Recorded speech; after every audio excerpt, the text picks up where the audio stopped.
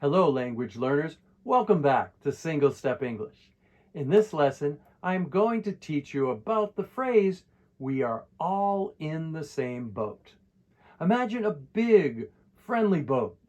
When we say we are all in the same boat, it means that we're facing the same situation or problem together.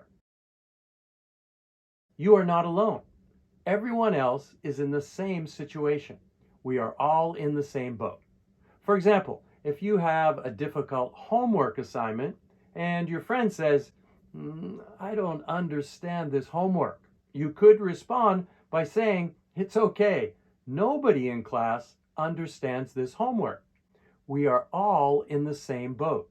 This means you and your friend are both struggling or having trouble with the homework. But so is everyone else in the class. Or imagine you and your classmates have a big test coming up. If someone says, I'm really nervous, you could say, don't worry, we are all in the same boat. This means everyone is feeling the same nervousness because of the test.